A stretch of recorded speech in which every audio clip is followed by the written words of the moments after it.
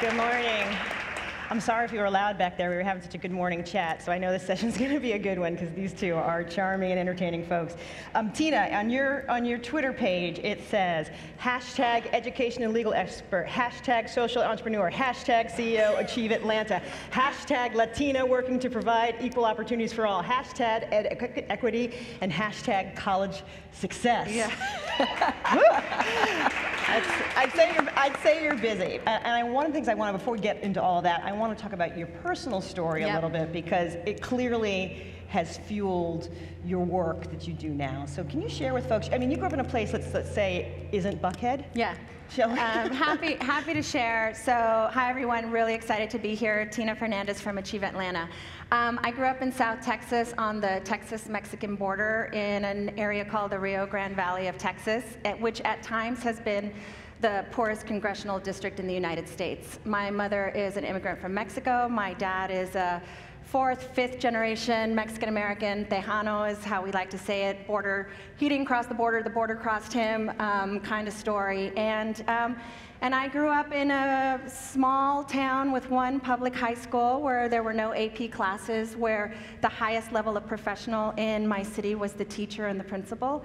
But with parents who really, really valued education. My dad was a first-generation college graduate and was a teacher, and my mom was a blue-collar worker, got her GED when I was 15 years old. But they always instilled in us that education was really the ultimate goal, and to educate yourself and make yourself better. So I had the privilege of being able to go to Harvard for undergrad, and as an 18-year-old leaving South Texas, traveling to Boston, it was the first time that I really came face-to-face with the educational achievement gap, and really understanding the opportunities that I had growing up did not look like the opportunities of some of my classmates. So that sort of fueled a fire. I got really involved in public service when I was at Harvard working with kids.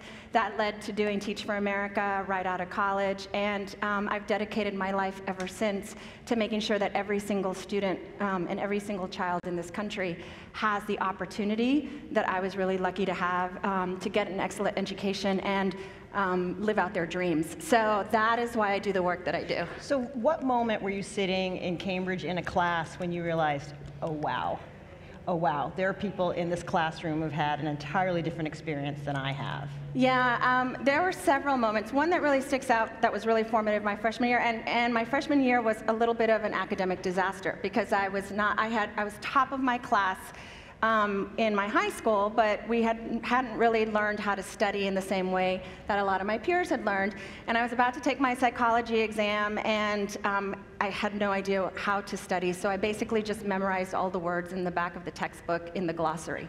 And it was enough to get me through, but certainly not how I would advise Harvard freshmen to study for their psychology exam. So that was one of the moments.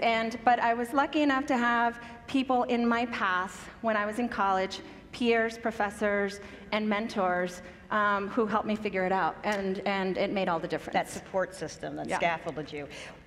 In Achieve Atlanta's mission statement, it says achieve, expect, believe. Those are three very interesting words. Yep. I want to focus on the expect.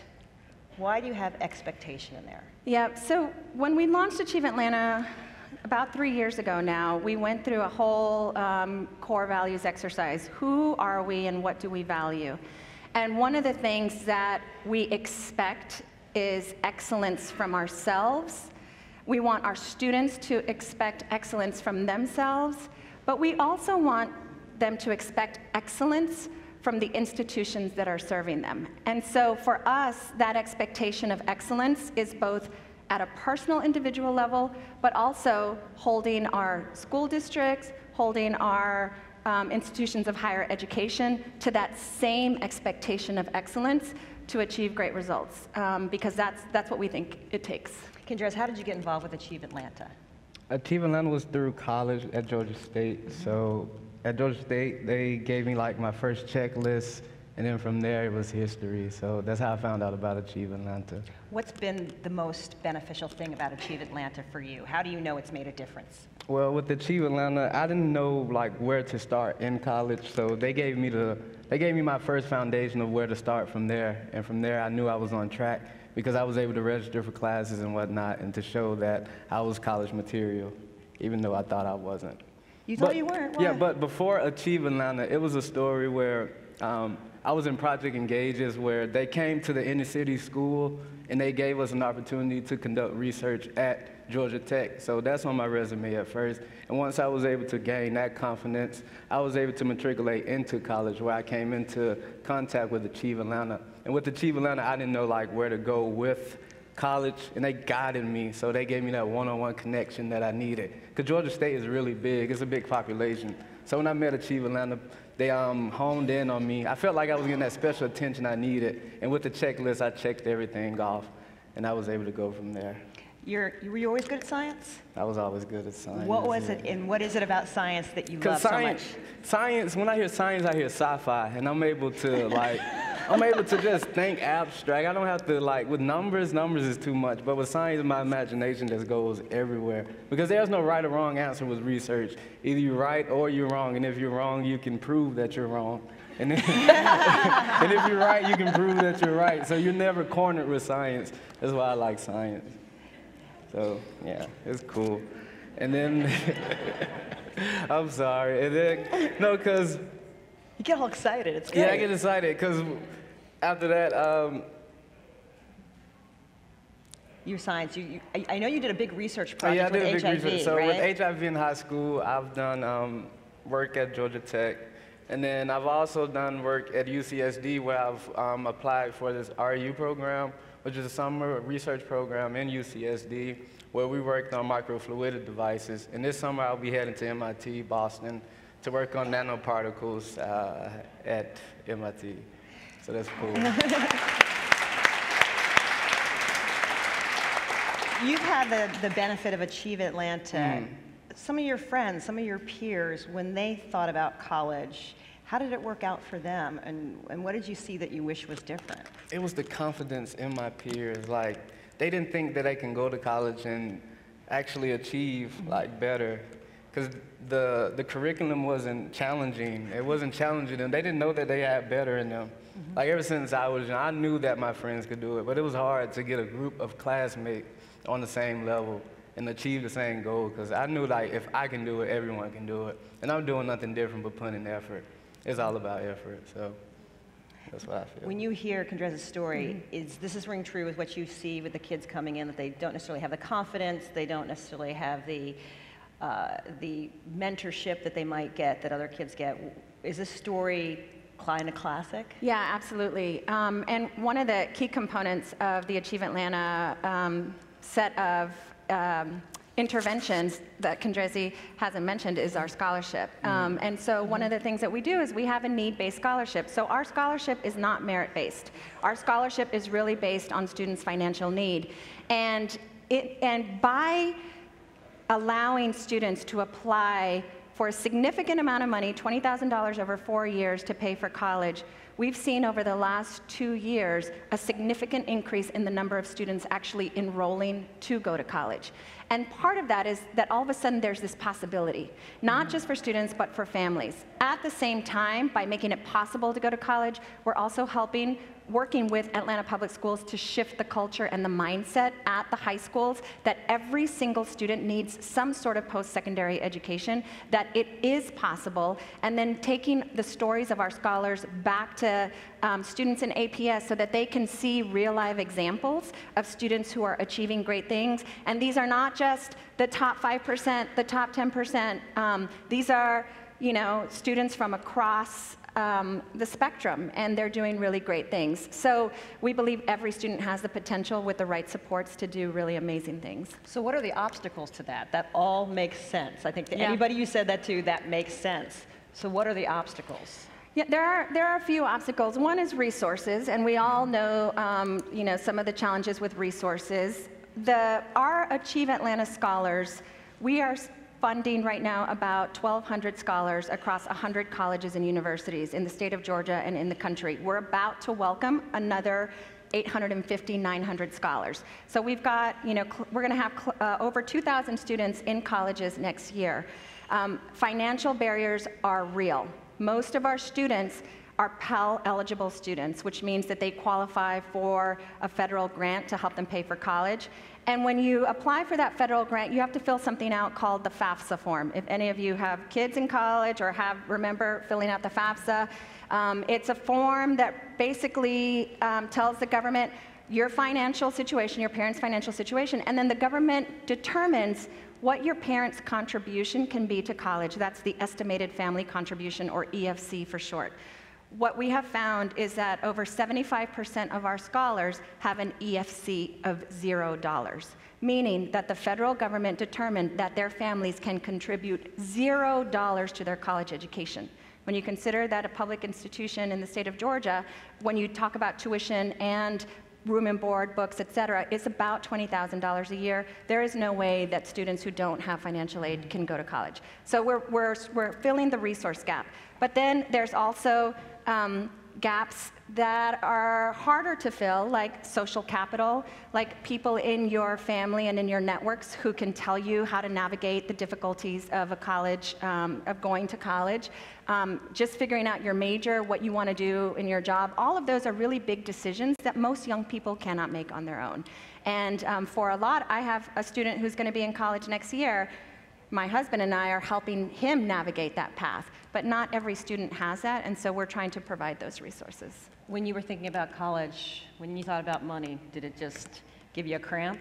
Yeah, that was a burden. So with the Achieve Atlanta, with the $2,500, it helped pay for room and board. Without that, I would have had to take out a loan, and my parents didn't have the money, so that helped out a lot. Mm-hmm. There's been a lot of discussion these days about, is it better to go into the workforce debt-free versus go and get a 4-year education and come out with all this heavy debt? Yeah. How do you negotiate that with your students? People who come to you and say, okay, I would love to go to 4-year college, but I can't come out with that debt. Yeah, so a couple of things. One is Achieve Atlanta supports a variety of post-secondary pathways. So some of our students go to a technical college, some of our students go for a 2-year degree, and then some of our students pursue a 4-year degree. So we believe that there are different options for different students, but what we are very clear about is that every student needs a post-secondary credential or degree. The statistics show it. In the state of Georgia, 60% of the jobs are going to require some sort of post-secondary credential by the year 2020. And before we started this initiative, only 22% of Atlanta Public School graduates were earning a post-secondary degree of any kind. What does that mean? That we're not preparing students to be able to make a living wage, be able to support their families. It's no coincidence that Atlanta has one of the lowest rates of social mobility when we don't prepare our students and give them the tools they need to be able to have a life filled with options. So, we really believe that some sort of post-secondary credential is necessary. And then we also tell students, we understand not wanting to take out debt, and we think that's a smart move. But there is some debt that's okay. Federal subsidized loans, if you go down a pathway where you're going to have a job at the end, those can be paid back. And the reality is that the statistics still show that someone with a college degree makes about $1 million more in their lifetime than somebody with just a high school degree. They also have lower rates of unemployment. They have better health outcomes, including people live longer. People with college degrees have higher life expectancies. So we think it's important, and through the Achieve Atlanta Scholarship are trying to reduce the need to take out private high-interest debt. You mentioned the low social mobility in Atlanta. You've worked all over the country. What are some other specific issues to Atlanta that keep people from getting to college, and also for underrepresented people staying at college? Yeah. That's a big issue. It is a big issue. And I think one of the things that, we talk about all kinds of challenges. One of the challenges with that our students face is many of our students, and I'm sure Kendreze can speak about this, live in segregated neighborhoods where everybody looks exactly the same. And most of those neighborhoods in Atlanta are black neighborhoods where students live in that neighborhood, go to a school that's almost 100% African-American student population, and then go to college and may end up at a college where maybe 15% of the student body are African American, and are all of a sudden in an environment where they're in the minority and where they haven't necessarily learned how to navigate the social expectations and pressures, and have to figure that out while also taking chemistry and figuring out how to pay for books. So one of the things that we work on is making sure that students, wherever they go, have a sense of belonging, that they believe that they should be there, that they can form meaningful connections on the campus, and that they can fully participate where they are. Kendreze, when you saw people not making it, could you understand why? Yeah, I understand, because like I said, it was the confidence, and also with the resources. They weren't getting because I have a friend, I met a friend in college, his name is Jeff. But he's Asian American, so he didn't look like me. So I was like, what does he have that I didn't have? And he told me, when I was in high school, I was taking AP courses, and we didn't have AP courses at our class. I mean, at my school. So I was like, wow, he's ahead of me, just from the jump. When he first got into college, he was already at the junior level. But I stuck by him, and I learned what he learned, and from there I was able to piggyback off his work and mirror his work effort. And that's awesome that he was able to sort of work with you too. You guys, some people aren't able to make those connections. I think you can connect with anybody.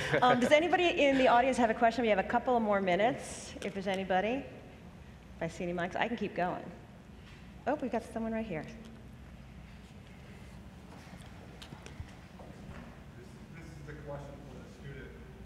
Oh, sorry, name and orgs.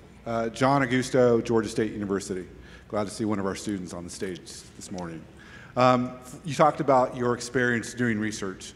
Can you talk a little bit more about that in terms of, the speaker before talked about future skills. Can you talk a little bit about what research is bringing to your skill set as a college student? Well, now I'm here on stage, and I'm able to talk. At Georgia Tech, I have... So that helped with my presentation skills and my oral communications and my leadership development, because some of the kids are nervous and they freak out, but it's okay because everyone's nervous and it'll be all right. And once you get through those jitters, it'll be fine. And also it helped with reading comprehension and whatnot, and also seeing leaders in their field doing what they love. And I was able to see what it takes to make it that way, because I had a mentor. And I saw every day he was putting in effort to get to where he wants. And we need to see that effort. Once we see that effort and we can see what it takes to be the boss in the field, everyone, I like this analogy, research is people's sport. That's their sport. Them getting published, that's how they dunk. That's everything. So that's how I try to relate that back, because they go hard in their field. So if we want what others want, we have to get on board. So, yeah. Anyone else in the audience? Got right here. I'm John McIntyre, Georgia Tech. Just wondering why you chose Georgia State. Yeah. For example, there are a lot of HBCUs that are great. We work a lot with HBCUs, historically black colleges and universities. There are a lot of other schools in the area, I mean, we've got about 250,000 students in Greater Atlanta. That's a live recruitment. Well, I chose Georgia State because it was cost friendly and whatnot. So when I was looking at the cost of all the school, I considered Morehouse or whatnot, but I would have to take out a big loan, and I knew I'm not loan material. I was smart enough, I didn't have to take out a loan, so I knew my worth. I'm going to finish up with the title of this segment was "What It Takes to Make It." If you had to boil that down, what does it take to make it for someone coming out of the Atlantic Public Schools going to college? What it takes is the individual effort combined with a community who will support that student every step of the way.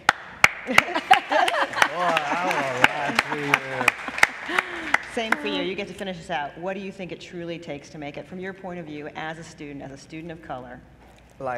Just believe in the child. That's what he wants. He wants somebody. He's yelling. He gets turned on people turn their back on him every day when he go home. And at school, he's just looking for somebody to say, "Come here," bring them in and tell them that they can do it. Because it's reading and writing, so if you can read and write, the rest of it is history. You can do that. So that's what it takes. Well, good luck to you in Boston at MIT. I know you're going to rock it. Let's thank our panel.